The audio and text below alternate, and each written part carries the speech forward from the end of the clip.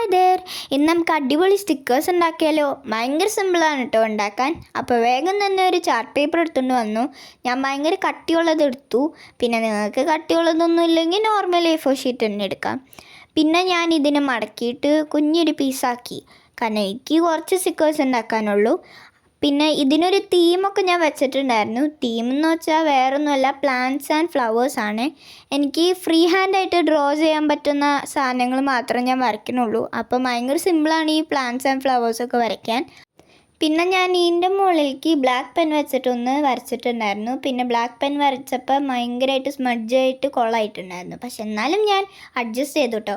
അതിൻ്റെ മുകളിൽ കൂടെ ടേപ്പ് ഒട്ടിച്ചിട്ടുണ്ടായിരുന്നു. പിന്നെ കളർ അടിക്കാൻ മറന്നുപോയി. ടേപ്പ് ഒട്ടിച്ചപ്പോൾ മാത്രം കളർ അടിക്കാൻ മറന്നു എന്ന് ഓർത്തുള്ളൂ. പിന്നെ ഒരെണ്ണം മാത്രം കളർ അടിച്ചാൽ കാര്യമില്ലല്ലോ.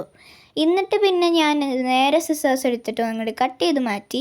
അപ്പോൾ ഞാൻ ഫസ്റ്റ് തന്നെ ക്രൗണൊക്കെ ആയിരുന്നു കേട്ടോ വെട്ടിയത്.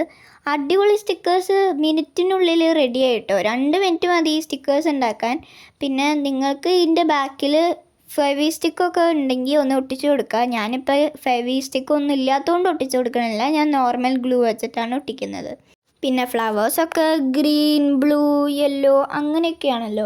പക്ഷേ എൻ്റെ ഒരു കളറില്ലാണ്ട് നോക്കിയപ്പോൾ ഞാൻ വിചാരിച്ചു എസ്തെറ്റിക് ആവാമെന്ന്.